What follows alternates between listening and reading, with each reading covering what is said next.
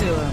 The new pieces added to this puzzle by the logs I retrieved on SETI Alpha 5 only confirm my belief that Khan was much more than a mad tyrant.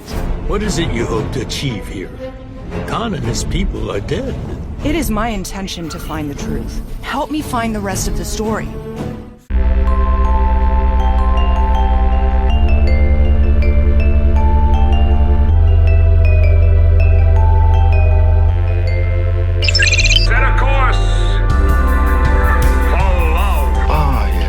One of your Earth emotions. Glad I found you.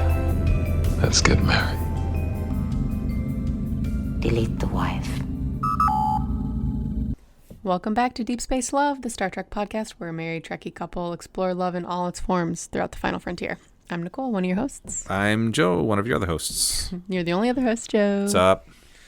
Not much. We live together and are married, so we know each other's day-to-day life for the most part. Well, yeah, except for work. Yes, work. Work's been fine. I've been making some progress on some things I needed to make progress on, so I've been feeling good about that. That's good to hear. How about you? Also fine. Fine. Yeah, I'm just gonna say fine. Fine's fine. There's a lot of fineness going on. Yeah, everything's fine. Well, I'm excited to dig into our topic today, but you want to introduce that, or do you want to launch right into Trek Check, or we do also have a special. Oh, yeah. We do have a very special guest today, so I guess we should just say that right away. We are going to be talking about Star Trek Khan, the audio drama that came out last year in 2025. To kind of celebrate that, we have a special bonus interview with Tim Russ, who reprises his role as Ensign Tuvok in the audio drama, and that will be at the very end of the podcast. We're going to have a little discussion here first, but stay tuned for that at the end. It was fun to have Tim back on the show. He was on early on when we were kind of a fresh-faced podcast out there. He came in and was willing to chat with us. He didn't want to talk Star Trek at the time as much. He was doing other stuff, but we got to dig into some more like nerdy Trek stuff in this time. That was really fun. Yes, it was. Yeah. But anyway, before we get into that conversation, I do have a Trek check for us. I knew you did. I do. So probably the biggest Star Trek thing going on, we did touch on this last episode, but Starfleet Academy is in its run. We've gotten 8 episodes of season 1. We got 2 left. How are you feeling about this point in season 1 of Starfleet Academy? I mean, I'm loving it, really. It's definitely a different show, but I think that's what helps Trek in its longevity in the 60 years that we're in now, is that it can bring something new to the table with each show. And we've had a wide range of shows in this newer streaming era of Trek, and so I'm all about that. Really loving all the characters, especially how each of the episodes is kind of focused a little bit, particularly on each of our younger Academy cadets in particular. So, and I'm loving Holly Hunter. Paul Giamatti's a force of nature to be reckoned with. It's been a wild ride, and I'm excited to see how they wrap up this season. But sounds like they're working on season 2, so I think they just wrapped production on it. Yeah. I'm glad to hear that we're getting a second season, because I definitely want more still at this point. Yeah. How about you? I really like it too. I think that it's really striking a really nice balance between sort of like humorous, silly, like kind of Star Trek, and some really like heavier, deeper themes. It does sort of the teen drama stuff quite well that you would expect. I mean, there's definitely tropes that they play with there. I think that for me, the episode that really made me fall in love with it was the 4th one about like the kind of like the Klingon diaspora and the debate with Jay Den. And I just feel like that was just it illustrated how it could really cleverly utilize the academy setting or the school-like setting to sort of tell like a very classic story in this sort of like updated like narrative style. And I thought that was really fascinating and just really clever. And I was just like, I think the writers really get what they're doing here. And so it's been really fun to see that evolve and in different ways that they've been able to utilize the school to just like tell these really cool, like moralistic stories, and also just be very, very true to the Star Trek ethos and very woke.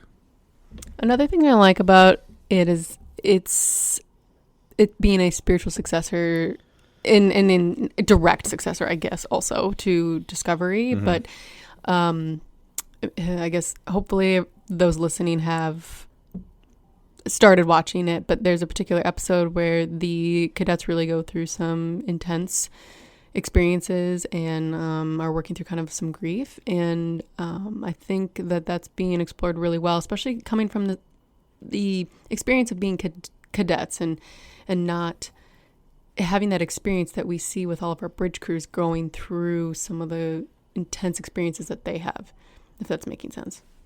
Yeah, that totally makes sense. Yeah, I think it's a good breakdown overall. I could continue gushing about it, but obviously we'll just have to tackle some of the relationships in that show sometime, soon. Yeah, lots of love story, romance stuff. Oh yeah. The other things on my Trek check, the Star Trek's Voyager Across the Unknown, a new video game, has recently dropped. We actually do talk about that with Tim Russ a little bit. He's in it. Beam Me Up Sulu, the documentary, which our previous episode was on, is now available to stream. That's been making some waves in the Trek community. People really loving it. As we've talked about at length, we love it. Oh, yes. Definitely go check that out where you can find it. And then this is something that's been making me really excited. I've been really digging the Star Trek comic universe lately. There's been a lot of really fascinating comics coming out. And this year, 2026 being the 60th anniversary of Star Trek, they've announced some really interesting comics coming out. There is going to be a Starfleet Academy comic called Lost Contact, a miniseries coming out in April. There's going to be a new ongoing Trek series written by Christopher Cantwell, who recently did Red Shirts, following Captain 709 in the USS Enterprise G after the events of Picard. So that'll be really cool. We're going to get a sort of spin-off tangential story that's going to take place alongside that called Star Trek Zero Point, which will follow Raffi as the captain of her own ship at the edge of the galaxy. And that one is going to be written by one of my favorites, Charlie Jane Anders, favorite sci-fi writers. So I'm very, very stoked about that. They did announce a new Pride Comics collection, Star Trek Celebrations, which they did once before. But it features one-shots of LGBTQ plus characters. And in September, they're going to be releasing a 50-page 60th anniversary special comic, which they describe as, quote, one big celebration of the compelling and beloved franchise with supposedly a bunch of different stories. They also just announced a hardcover version of that's going to be even longer. So some big comic news for the year. I'm guessing there's going to be more book news coming out too. So that'll be really fun. The other news that we have, I think, is not as fun, is the big news that the current license holder of Star Trek, Paramount, is acquiring Warner Brothers. That's going to be a big corporate merger, which is not a fan of that stuff.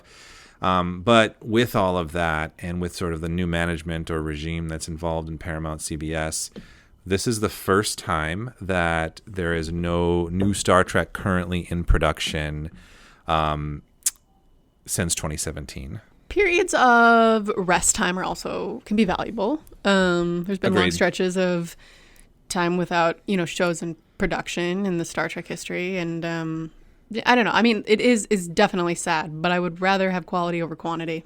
Same. I think that, we definitely do have season 2 of Academy to look forward to and the last couple seasons of Strange New Worlds. I would love it if Academy was able to get its full 4 seasons, which I think is what they would hope for.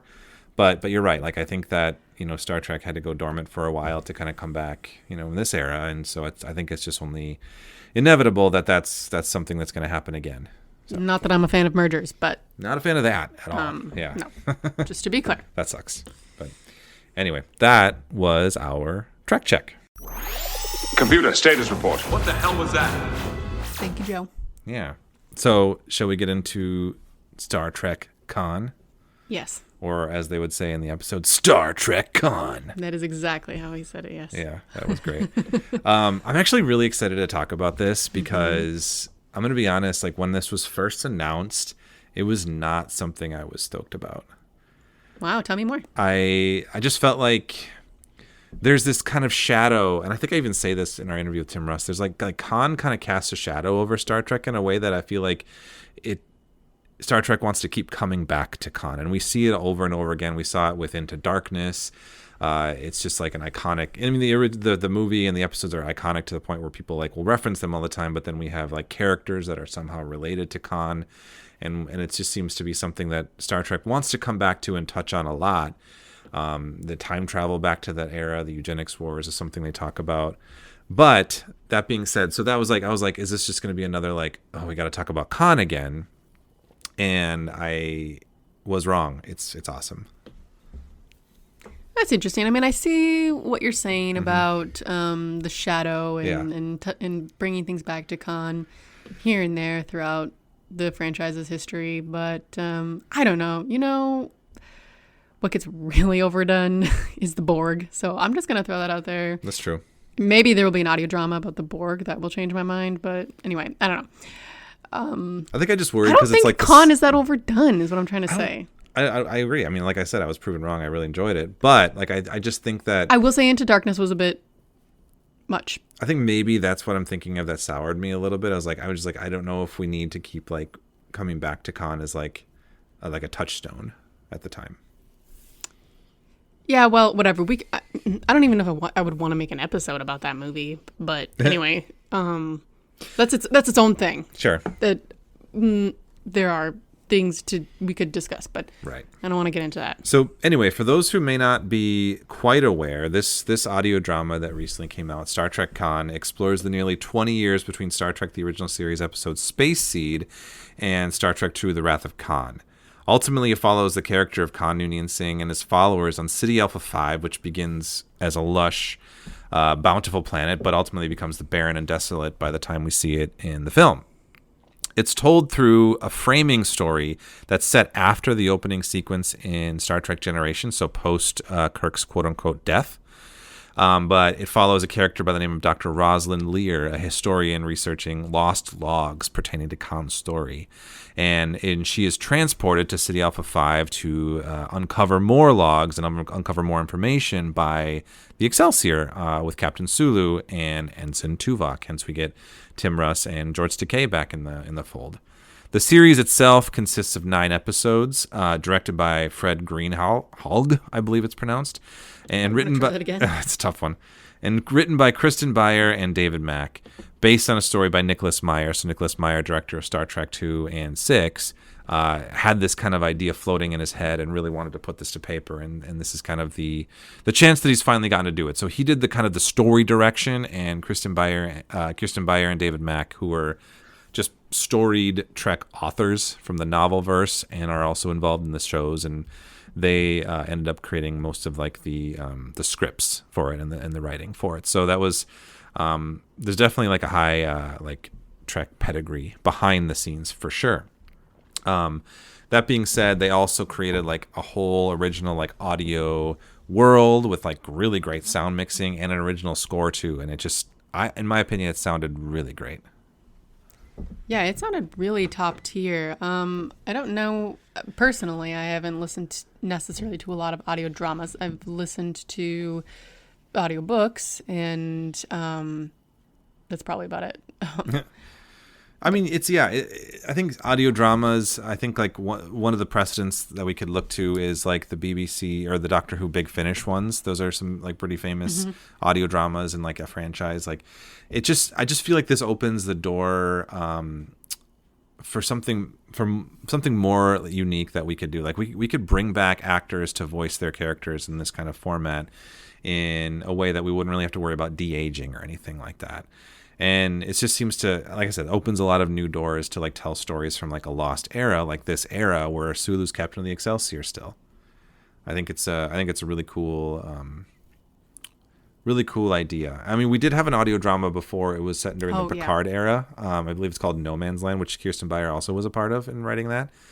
That one's more sold. I think it's more sold as like a full cast audio book is how it's like presented in some places, but it's definitely like this, like it's an audio drama with all the sort of like soundtrack and background and all that, and the high production value and everything too. But I hope that both of these are as successful, and so we could see more of this. Like this is just firmly in a place, like an era that's not just like a spin-off of an episode of a show or a season. It's like firmly its own thing.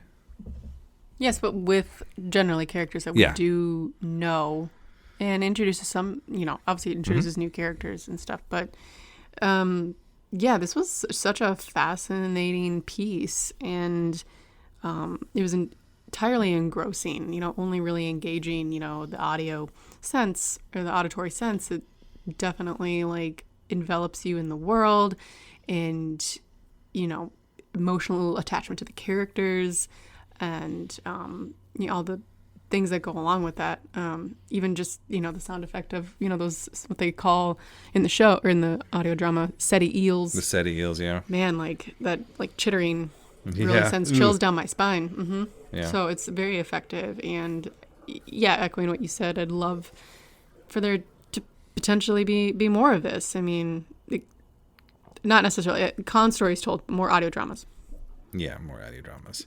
So let's just get into it a little bit. I think it's not so. Like I said, are we going to get into spoilers? I mean, yes. I will say that there will be spoilers here. We'll stay light on it really until closer to the end, and then we'll give you another warning. But I just wanted to the first couple episodes I feel like are really like kind of establishing like City Alpha 5 is kind of like this beautiful world that they're trying to like tame, right? They're trying to tame it and make it their own. That's the best way to say it. Yeah, and to make it their own. And I feel like the first 3 episodes are sort of leading up to there's a turning point for at least I think we both talked about this, magical thinking, episode 4, where I think we see the Marla McGivers character who we met originally in Space Seed, and Khan are kind of our 2 leads on City Alpha 5, I would say for sure. And they are, they want to trust each other, but they don't at first. And there's kind of this like uncertainty with how they want to handle their kind of relationship. And I think episode 4 is really where that kind of comes to a head, where they kind of have to decide what they're going to be ultimately. There's a really interesting idea where McGivers kind of points out to Khan that kind of symbols and traditions can be really poignant for a leader to have. And he's kind of like, no, that's silly, right? When there's been some deaths, and he's like, this is a way for people to move on, to grieve, and to kind of come together. I know, actually, I feel like you pointed that out when you were listening to that episode, that was kind of touching. Yeah, it certainly was. And seeing these two come from some extremely different backgrounds, and that really comes into play through their relationship and through the story and where it goes, and how Khan's character, his arc in this, which is interesting too, because like you said, this is taking place between Space Seed. So we've seen Khan at that point in his life, and then we see Wrath of Khan. And I think without this, I mean, right, you can imagine why, we see Khan as he is in Wrath of Khan. And he's generally portrayed as, a vengeful, angry tyrant. And so the way that this gives him an arc in between that is just, it's mind-blowing. It was so well done. Yeah, and I think especially in those first couple episodes, like, Marla McGivers she's very fascinated by Khan, but he's a fascination at first. And I think like we see her kind of grow, her feelings grow to like a loving place. But we, as the listeners, like as we're listening to this, we're treated with like a Khan that cares for his people, right? Like he's definitely got those elements that we see in both of the on-screen depictions, but we're seeing like a very different side, like a gentler side, a very moralistic side, where he has his ideals and ideas of how he wants like his people to survive. And it's almost like he would do anything to keep his people safe, really, even though that doesn't always happen or doesn't always work.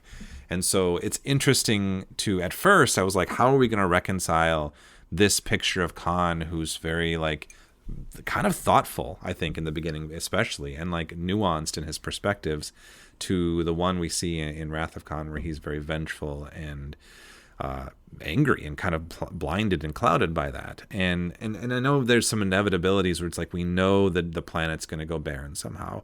We know that Marla dies because that's something that's talked about in the movie.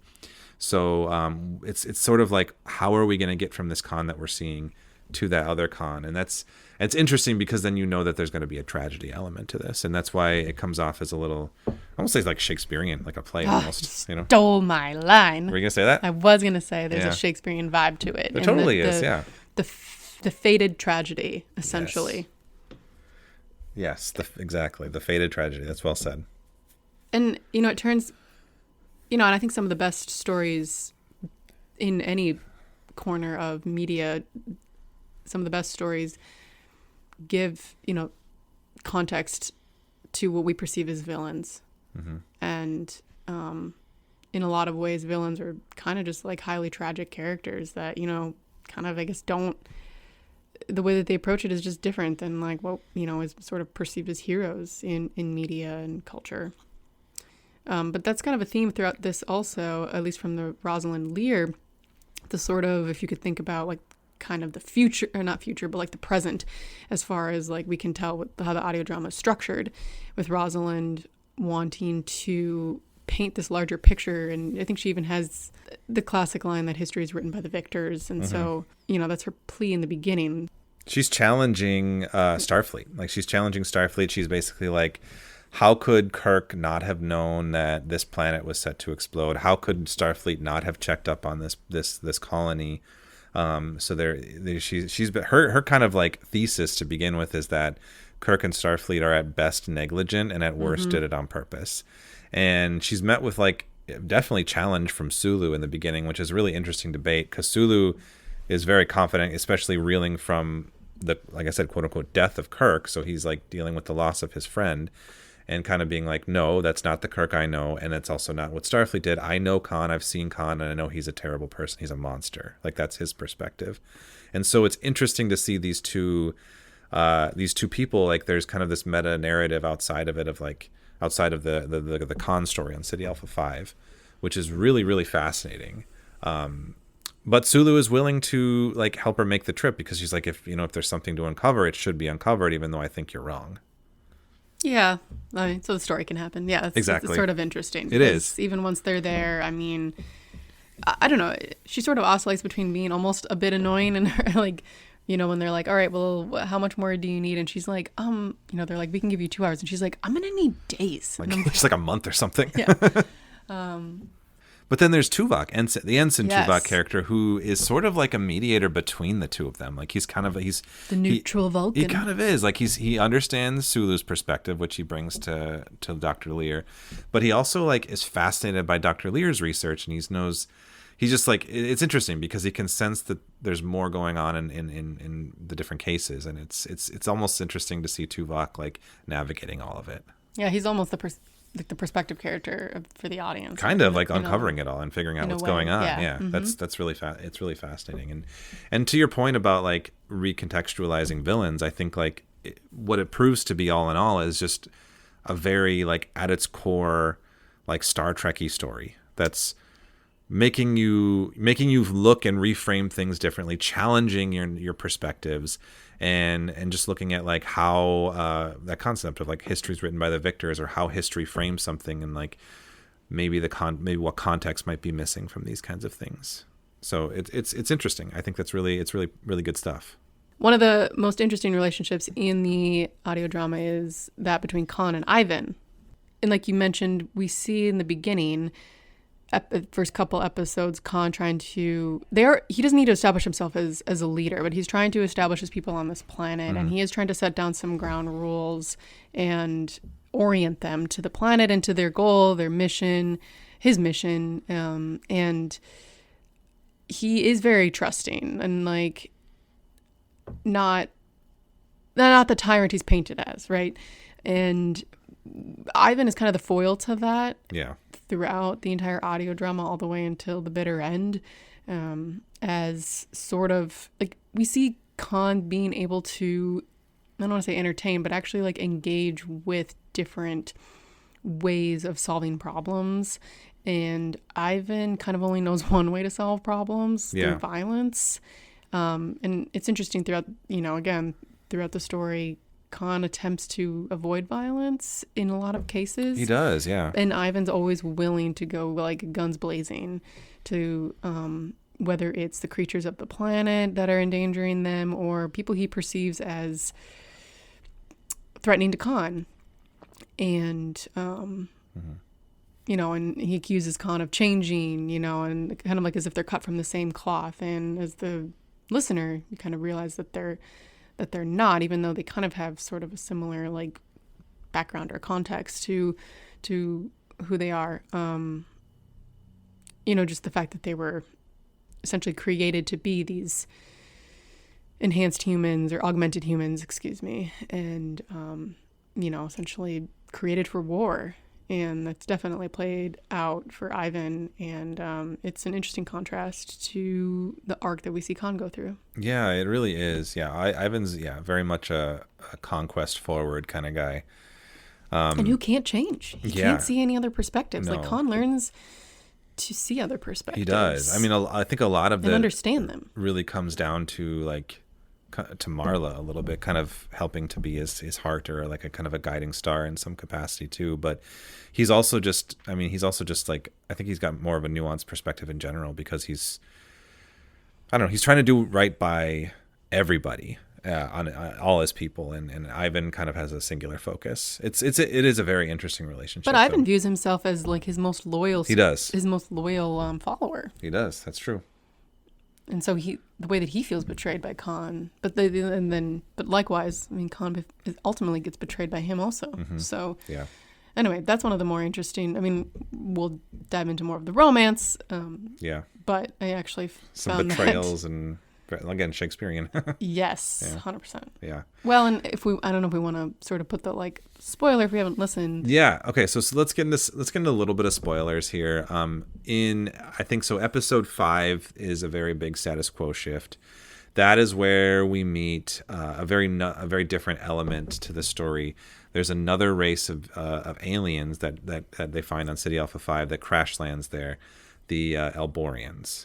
Led by Delmonda is the character, and we learn quickly that they're a telepathic race. They have kind of like a link together, and they kind of are a force to be reckoned with at first because they can basically just destroy their weapons with a thought, but individually they can't do so much, right? Which comes into conflict with Ivan a little bit too. But that's a very interesting element. It's not a race that I believe we've seen in Star Trek before. It's created for this, but it adds just a very different like piece to it. It's like the debate of this is our planet, conquest, that idea. And threat. You're a threat. Threat, and the idea that automatically they're considered a threat. That's Ivan's perspective. That's even Khan's perspective at first. Like we gotta get rid of them, and maybe keep a couple of them to learn some things. But that's it. Like we got to establish our dominance. And Marla is very much on the other side of that. She comes from the Starfleet perspective, and that's where that comes in. She introduces the Starfleet perspective, and it's also very interesting. And Khan has a very very interesting relationship with Delmonda throughout the last couple episodes too, I think. Well, yeah, the latter half of the story, yeah. Exactly, yeah. So, what do you think of the inclusion of that race? It was really good for the story. They were a really cool race. It felt like mishmash is not the right word, but a combination of different aspects. Being telepathic. We've seen telepathic races before, but also a little hive-mindy. A little hive-mindy, but not like a Borg, but almost kind of like the Founders, like with the Great Link, a la Odo. Yeah. But not quite that either, because the Founder is a lot more literally physically linked, whereas for the Elborians, it's much more like mentally linked. So, yes, I don't know. They were great. They were an interesting wrench or like aspect that to bring into the Khan story, and it also literally helps us understand like physically how like they get off the planet. Mm-hmm. Oh, absolutely. Yeah. I agree. It's a very fascinating added element. I think we have like conquest versus Starfleet kind of mentalities, and so like introducing another species or another race on this planet was like the perfect way of like showcasing those two different approaches. Yeah. And the conflict that, and the tension that would kind of arise within the colony, Khan's colony, and between him and Marla, and then ultimately all of them and Ivan. And yeah, it was, I don't know, notes. Like, it was great. I would love to, kind of get more from them at some point. I mean, I would hope that they come back to Star Trek in some way, shape, or form. Books, comics, I don't know. What have you on screen if possible. But yeah, I think that it'd be great to get more. Mm-hmm. Agreed. On that note, I think this is kind of an interesting quote I pulled from a Trek movie interview with Kirsten Beyer, one of the writers here. She said, there's nobody who comes along and like waves a scepter and dubs a thing, quote unquote, canon. What I can tell you is that for the people currently working on Star Trek, that Khan will be treated as canon, meaning it will not be overwritten, contradicted, and it will be, when possible, incorporated into future storytelling. So since there's a lot of overlap between some of the writing people who worked on this audio drama and the shows and stuff, like they're ideally treating it as canon, which is kind of a fun thought. Yeah. Yeah, I think Great. that's pretty cool.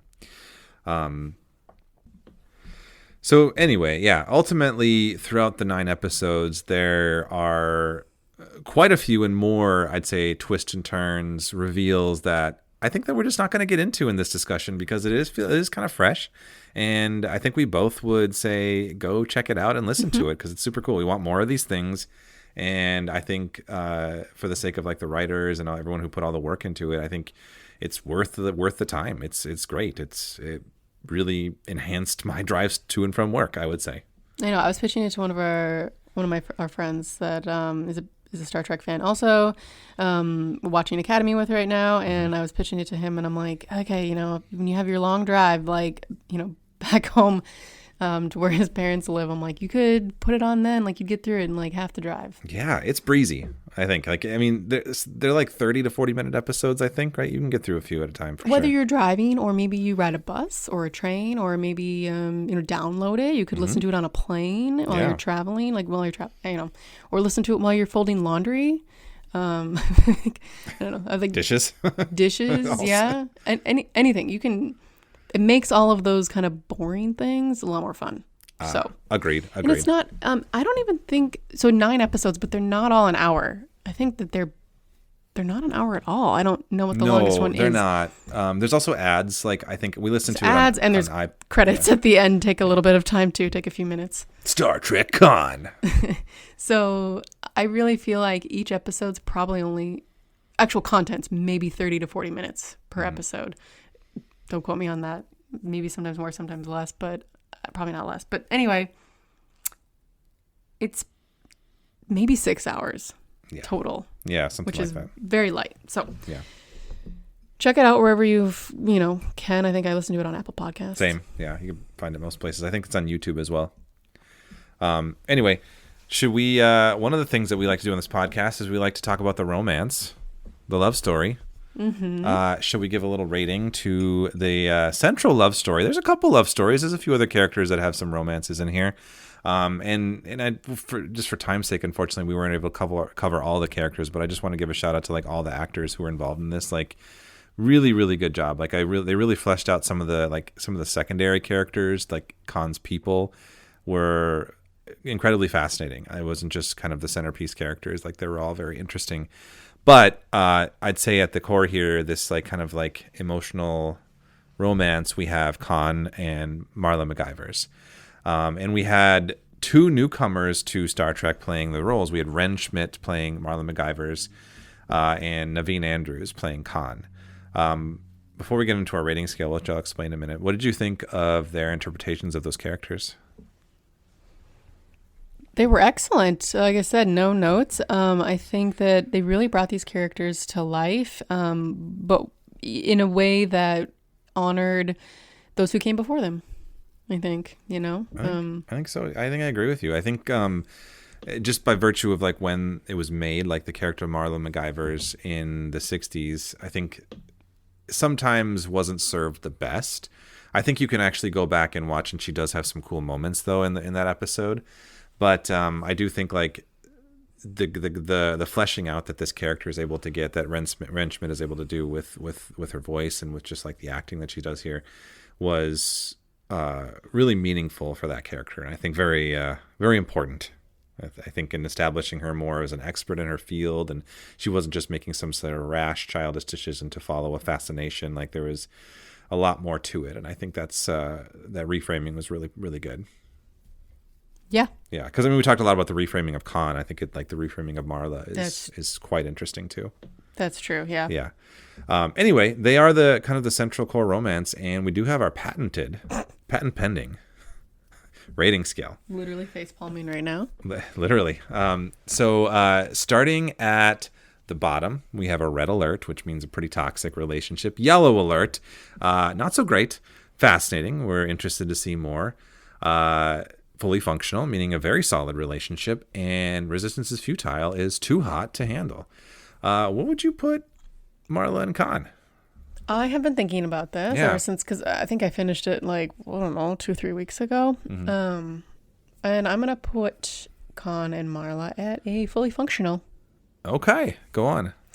I do feel like they ended up working really well together.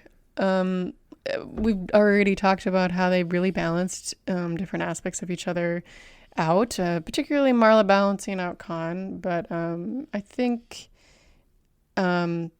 like you said, she kind of gets more fleshed out and gets a lot more context. And I think that he inevitably changes her as well. I think that they, there's clearly a period of time in which they like led the colony together. And she cared about his people also. So it wasn't even just, because that was part of a relationship with Khan, was that you were also going to be, the partner of his people. Like it was going to be this like, it's a community, it's a very communal effort. And so the two of Khan being the leader, like it was inevitable that she would essentially function also as a co-leader to a great extent. And she does develop a lot of her own relationships with, and earns the trust of others in the colony. So, I just think they worked really well together. Essentially they have too brief a time. Again, that's the tragedy of part of the tragedy of this story. But ultimately, I think that while they were together, it was a fully functional relationship. Where did you place it, Joe? I actually put the same thing. Oh my gosh! Why? I don't know. It's good. It's fun to have a discussion. I know it is, but I felt similarly. I was I think that just where they came from to where they ended up, and you're right, it was way too short of a relationship, but they ultimately they treated each other as equals, and I think that it was very close to. I listened to an interview with Kirsten Beyer and David Mack on another podcast that I will link in the show notes. It's a really nice. It's a nice show called Positively Trek that I really enjoy. Those guys are great. But they said that there was conversations about Khan being more of a dominant figure, and the relationship being very much more one-sided, and Marla maybe even not even wanting to be part of the relationship by the end of it, or maybe Khan having a hand in her death. And they were like, and they were kind of like, no, a different story. Yeah, they're kind of like, this is just not what we want to have for this character. I don't think this is going to work out.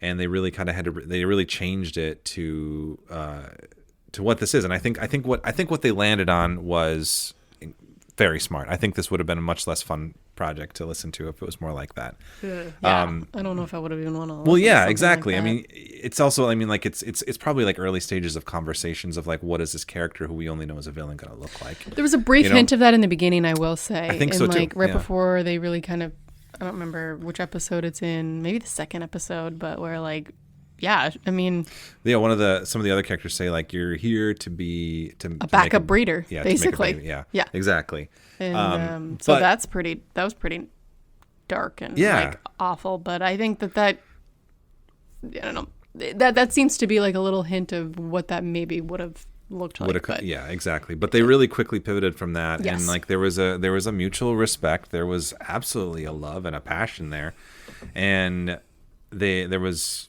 like I said, they treated each other as equals, and I really appreciated where they came from and how they kind of like, how she sort of like pulled him in a certain direction. She acted as his heart a little bit and kind of like helped guide, you know, his passion and kind of his softer side a little bit. But as a leader also, But, you know, yeah. like we kind of mentioned, he sort of was of the mind at the time. The argument, no, not argument, but sort of the back and forth that they have is that he, not just symbols, but even just his, the way he wanted the colony and himself to approach death, and like knowing their kind of backstory a little bit, you know, maybe that worked back then with like being in like war and in battle, sort of like people die and you have to kind of move onwards and you can't look back. But she kind of teaches him that like for like a colony that you're trying to nurture, that is an important thing to as part of grief, and to allow grief and to express it, which also again is kind of just like a healthy mental health kind of like, you know, standpoint. So but it helps him become a better leader, actually. Yeah. Even though his people already will do anything for him. And even, I'll just say that. No, that's super well said. I mean, I think you more succinctly said what I was maybe trying to grasp at. So thank you. But yeah, I think that it's great. I just think they changed each other in certain ways that made each other more interesting and more dynamic. And they worked really well together for the time that they were together. So fully functional. I am fully functional. Anyway, with all that being said, what we have next for you all listeners is our special interview with Tim Russ. Tim was gracious enough to come back to the podcast and chat with us for a little while about his experience recording this and kind of his experience just like being part of a project like that. And yeah, it was a lot of fun. Yes, without further ado, please enjoy our interview with Tim Russ. All right. Thank you, Tim, so much for joining us. It's a pleasure to speak to you once again. Yes. I am back to discuss this particular project, which is pretty cool. Yeah, it's really cool. We had a blast listening to it. Before we get into like a Star Trekkie stuff, I just wanted to say we're located up in the Twin Cities, so I've like been appreciating your posts on your social media pages politically and all that. So glad to know that you're kind of with us up here. Oh yeah. We've had some of that ourselves here down in LA, not recently, but we did have our initial spate of craziness down here, and it may be more before it's over. But sounds like it. You know, it's you know, regardless of where it is in the country, it's just we're all experiencing the same thing. It's all exactly. the same, and the same cause, as it were, of what it is right now. You know, unfortunately. So we will see how this all turns out, because I'm sure the freak isn't done yet. So I know, yeah. 25% of the way in. Insane to think it's only been a year. Like, it feels like many. Only a year. Yeah. Yeah. Well, to move past that note, I guess, want to talk some fun stuff, some Star Trek. So not long ago, you got the chance to reprise the role of Tuvok in Picard, which is kind of like that character like future. From when you were at Voyager, which I just wanted to say as a side, I really loved your small performance. The part where you got to be the changeling was chilling when you got to do the smile. That was really cool. And then so this Khan is essentially a building of that episode flashback in Voyager. And so now you're playing that character prior to Voyager in the past. Right. So could you just speak to like what it was like to expand on the character recently and like kind of like more than just like a linear fashion? You got to play Tuvok in the future and then kind of go back and play Tuvok as an ensign. Was that difficult or? Yeah, not really. I mean, typically what in terms of this character, especially in the story that I just did the voiceover for Khan, he's younger than he is in Voyager, so we want to take it into account. You know, sometimes with the dialogue and his attitude might be a little bit different because he's not been around, human beings working within that Starfleet framework for that long. So he might be a little stiffer. He might be a little less understanding. He might be, he might not have the nuances that he would develop later on after having worked with Kate's character and other human beings around him all the time. And I think that's the only minor tweak I would have put in to the story in terms of the voiceover stuff. That would have been one of the bits. So yeah, otherwise, no, he's basically the same person, the same individual, but just younger. He's quite steadfast. That's Yeah. true. Yeah. And your voice there, I mean, I would have thought you were younger Tuvok. Absolutely. Like same steady voice. Yeah, I did a little bit of it. There was a little bit of that in the series as well in flashback, but mostly when we did the VO recording, wanted to try to do just to add that nuance to it, that he's a lot younger and not and not as flexible and not as understanding with the archaeologist's attitudes and her goals and things like that. He's and the storyline obviously stuck on the fact that what Khan had done, all the bad things he had done, is not considering and even looking into his past, or why would you bother, with somebody like that? Why would you care? What's the concern? The point is he was bad news, and this is what he did, so he's not as patient with her as, until much later in the story, he understands what's happening. So. Yeah, speaking about even in real life, Khan is a character that looms large in Star Trek. So I'm sure many might have seen expanding on this untold time in Khan's life as kind of a risky story to tell. Mm-hmm. Did you feel any hesitation when you were approached to be a part of the story, or was the creative team, you knew what they had in store and you kind of trusted that? Yeah, no, I was initially I thought it was interesting that they chose that character. I wasn't, because obviously I hadn't, when they asked me about it, I hadn't read the thing yet. So I was curious as to what their take was going to be, except, and I thought, well, he's such an iconic classic character in Trek lore, that I can see why they chose to do the story based on his character. And, it's almost like not the same, but similar to the play Wicked, when you're looking at the evil witch, which we've all grown up to know is just the evil witch. Now we're going to tell the story from her perspective. And so they're telling that story from another side, another perspective. And that's what they did. And they chose that character to do it with, which I thought was pretty cool, so I was going to give it a chance and see how they were going to lay it out and what the point of it was going to be. But I thought it was interesting. Yeah. My initial thought was wow, that's such a negatively portrayed character. Just that one side of him that we only see the destruction and and sure enough, they layer that into Tuvok's character at the beginning. That's all he sees is that negative side of Khan. We're not interested in where he came from or what happened in the past or why bother digging it out. So yeah. You gotta give him somebody that I think that's the reason people want to tune in is what Khan, what what are we doing here? Wicked was a great comparison. I hadn't thought about that, but now I can't unthink it. That's really good. And you're right. It's like it's I feel like at its core, it's a very like Star Trekkie, story to sort of recontextualize something that we had thought and like think about things in a different framework and from a different viewpoint. And so exactly. It was really cool. Yeah. Challenging the norm. That's what it is. Exactly. Yes. Well said. The amount of time Tuvok's in the audio drama is relatively small, yet it was still a substantial role that kind of had a lot of it was meaty, one might say. So I guess you probably didn't have to devote a lot of time, or if you want to speak to kind of whether you did any other preparation besides kind of thinking about that framework you were mentioned before about how he would be speaking in his experience having not been with humans as long.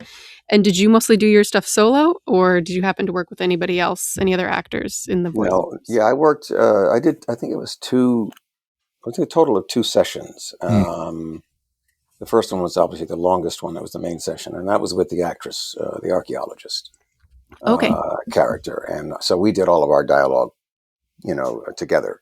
Okay.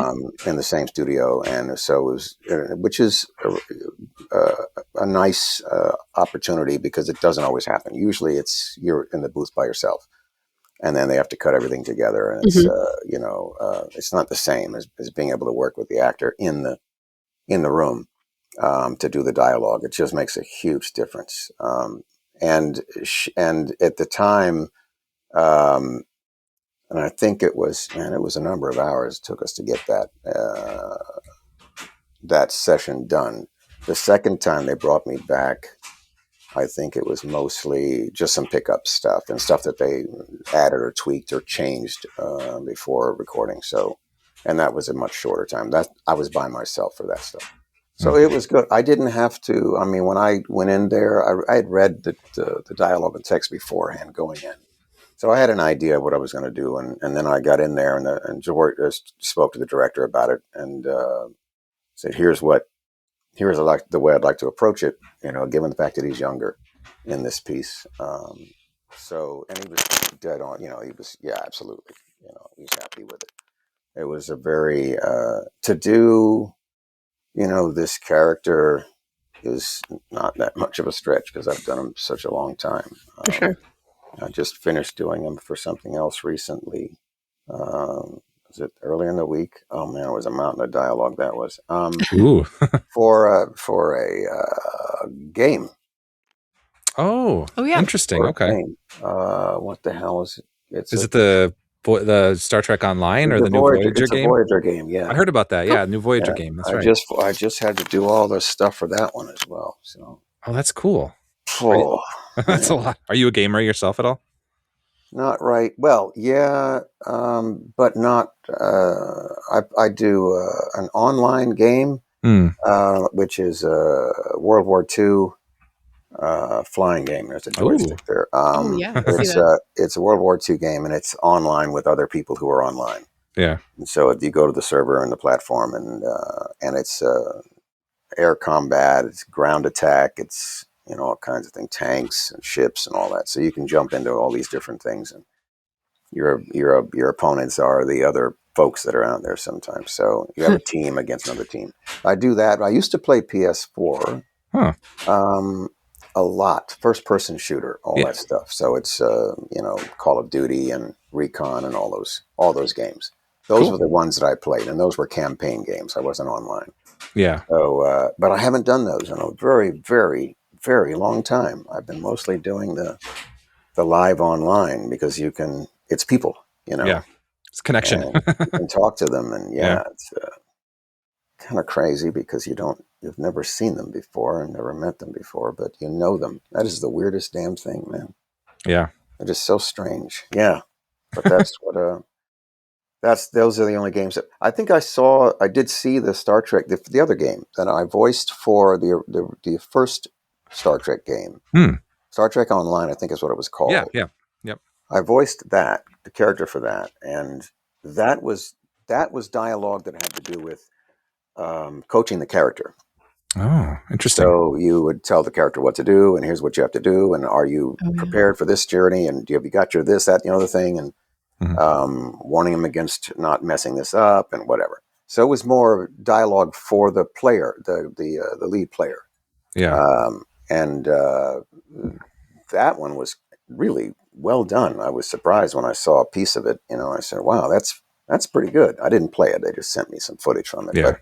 But this one is all it's just exposition for the game. It's not for the Voyager one. Mm-hmm. Yeah, it's like supplementals and logs.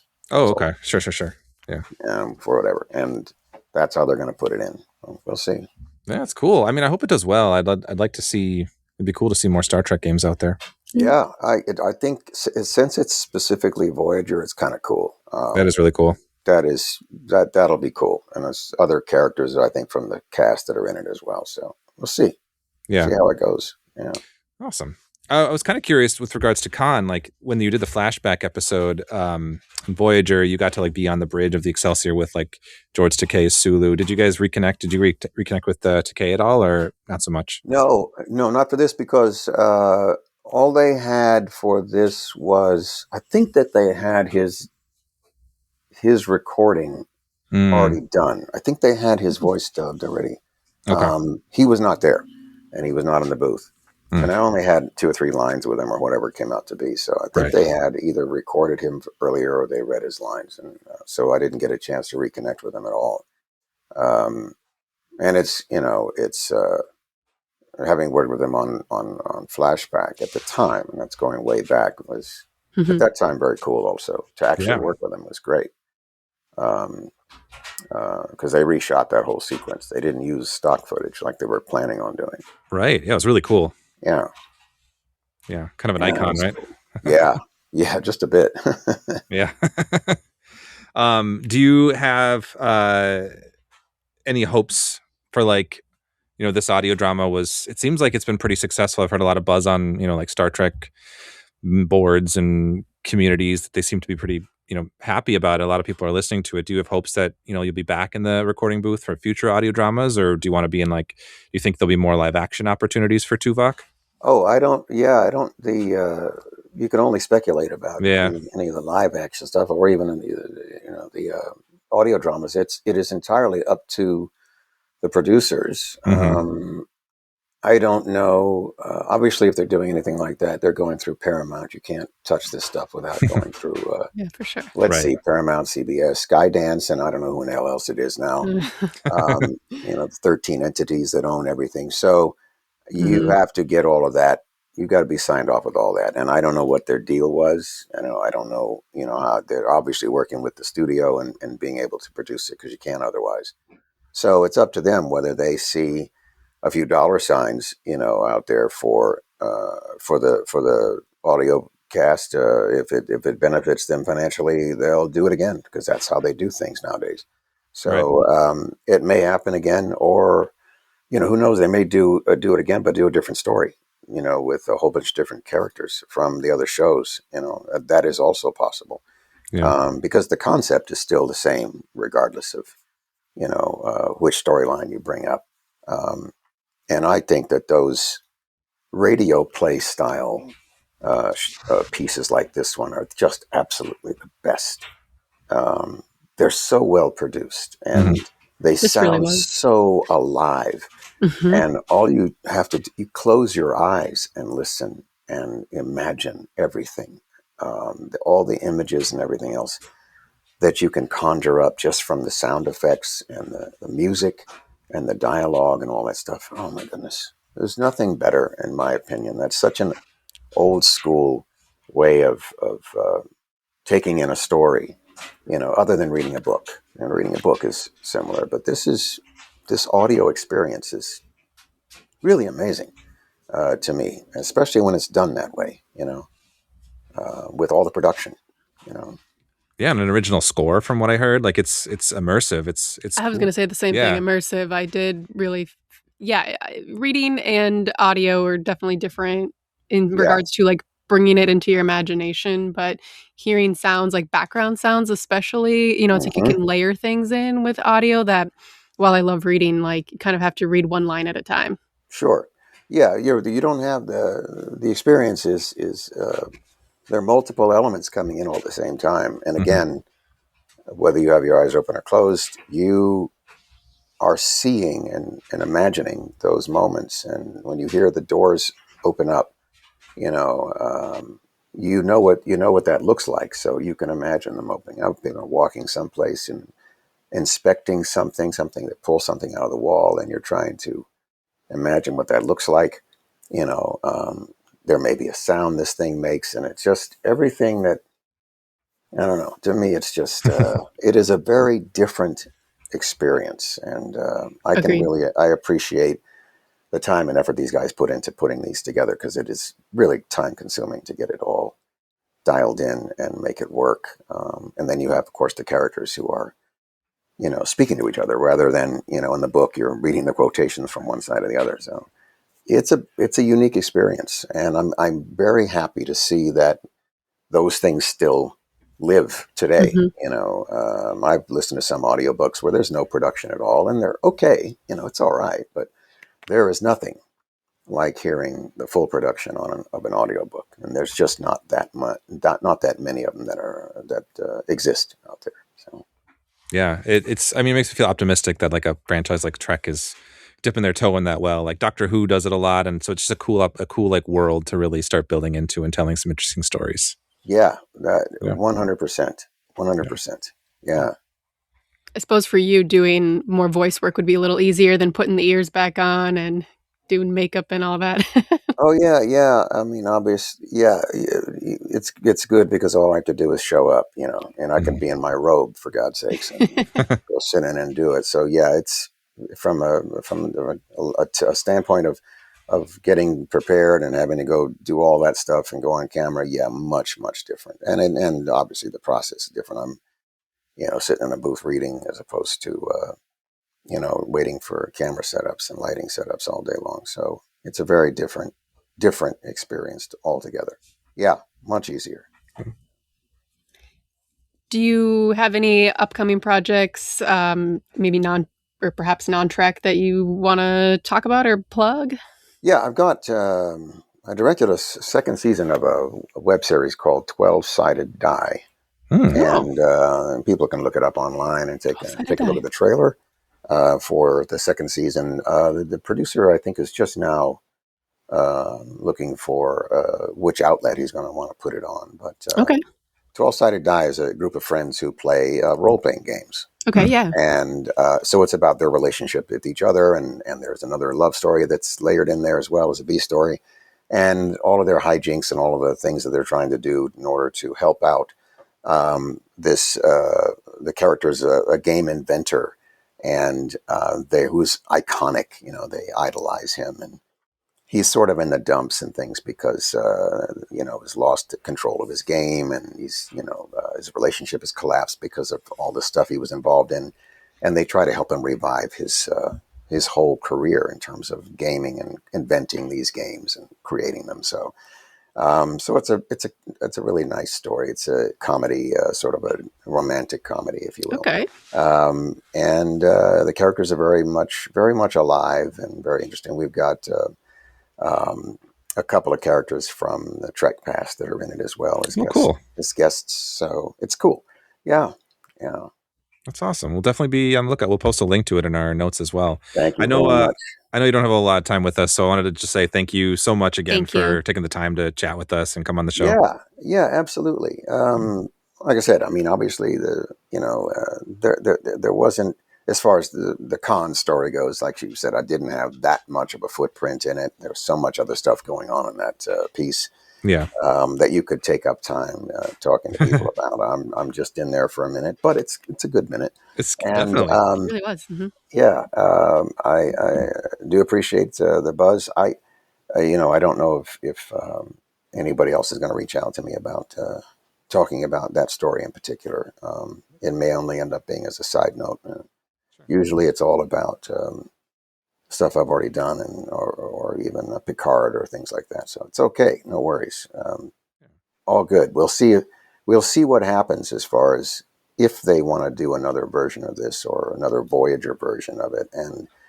And the Voyager game is out in 2 weeks. It's going to be out in a couple of weeks. Coming up. Yeah, it's a couple of weeks. That's what they told me just last week. So there you go. That could be really cool when they release it. We'll see. It doesn't work on Mac. It works on everything else. I think of course. Okay.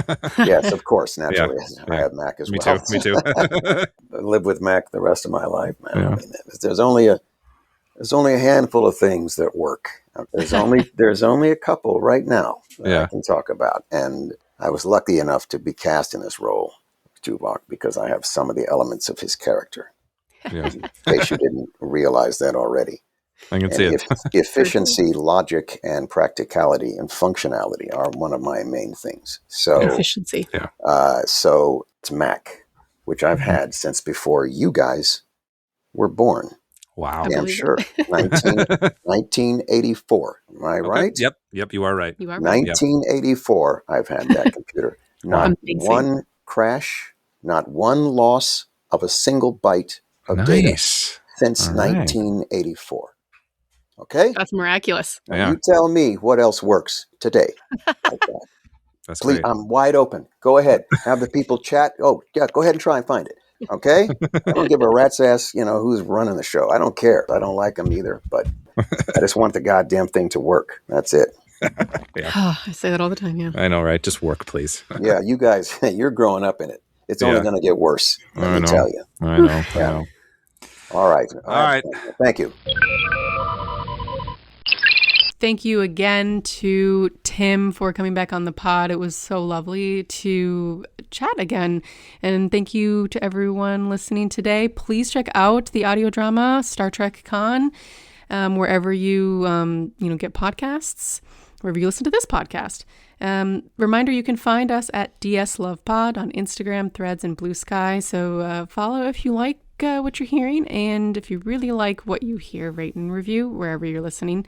Until next time, love long and prosper.